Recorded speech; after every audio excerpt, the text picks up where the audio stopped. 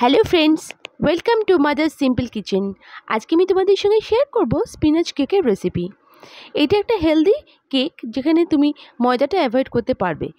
বাচ্চাদেরকে খুব ইজি মেথডে স্পিনাচটা খাওয়াতে পারবে। প্রথমে আমি পালং শাক নিয়েছি, এখানে 1 বান্ডিল মতো নিয়েছি। আমি গরম জলে একটু হালকা ভাপিয়ে নিয়ে ঠান্ডা জলে রেখে ওটাকে জল ঝরিয়ে রেখে দিচ্ছি। তারপর আমি পালং শাকটাকে মিক্সিতে একদম স্মুথ পেস্ট করে নিচ্ছি। তোমরাও একদম স্মুথ পেস্ট করবে, দেখবে যেন পালং শাকটা ভালোভাবে পেস্ট হয়ে যায়।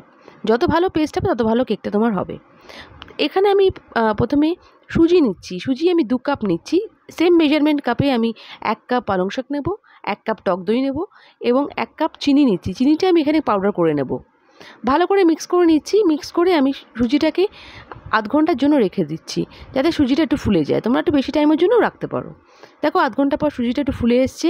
এবার যে নেক্সট স্টেপটা হবে আমার, এখানে আমি অ্যাড করব 2টো ডিম। 2টো ডিম আমি অ্যাড করে ভালো করে ফেটিয়ে নেব মিক্সচারটাকে। তারপর আমি এখানে অ্যাড করব 1 টেবিল স্পুন মতন বেকিং পাউডার আর 1 টেবিল স্পুন মতন ভিনিগার। ভিনিগার দিলে বেকিং পাউডারটা অ্যাক্টিভেট হয়ে যায়। এটা খুবই হেলদি কেক আর খেতেও খুব ইয়ামি হয়। এখন বাচ্চারা যারা একদম খেতে চায় না শাক পাতা, তাদের তুমি খুব ভালোভাবে ইজিলি খাইয়ে দিতে পারো কেকটা। দেখো আমি কেকটাকে ভালো করে ফেটিয়ে নিচ্ছি এবং ভালোভাবে কেকটা আস্তে আস্তে কেকটা রাইজ হয়ে যাচ্ছে কেকের মিক্সচারটা। এবার আমি এখানে ক্যাশিউ অ্যাড করেছি আর তারপর চকলেট চিপসও দিচ্ছি। আচ্ছা, আমি এখানে মাইক্রোওয়েভ করবো কেকটাকে, তোমরা চাইলে কেকটাকে স্টিমও করতে পারো। প্রথমে আমি গ্রিজ করে নিচ্ছি বাটিটাকে ঘি দিয়ে, তোমরা বাটার দিয়েও করতে পারো। আর ভালো করে মিক্সচারটা ঢেলে দিচ্ছি, তারপর ভালো করে ট্যাপ করে নিচ্ছি যাতে কোনো এয়ার বাবলস না থাকে।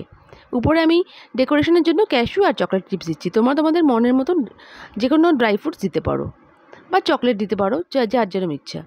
এবার আমি মাইক্রোওয়েভ করে নিচ্ছি। এবার মাইক্রোওয়েভ করার পর কি সুন্দর কেকটা পুরো ছেড়ে গেছে, একদম পুরো কেকটা খুব ইজিলি কেকটা বেরিয়ে আসলো। কেকটাকে ঠান্ডা করে নিয়ে আমি ডেকোরেশন করে দিচ্ছি। এবার আমি ফ্রেশ ক্রিম আর একটু স্ট্রবেরি ক্রাশ দিচ্ছি। তোমরা তোমাদের মনের মতন ডেকোরেশন করতে পারো। দেখো কত স্পঞ্জি হয়েছে কেকটা। আমার এই রেসিপিটা কেমন লাগলো নিশ্চয়ই আমাকে কমেন্ট করে জানাবে। নেক্সট রেসিপি নিয়ে আবার হাজির হয়ে যাবো। ততক্ষণ ভালো থেকো, সুস্থ থেকো।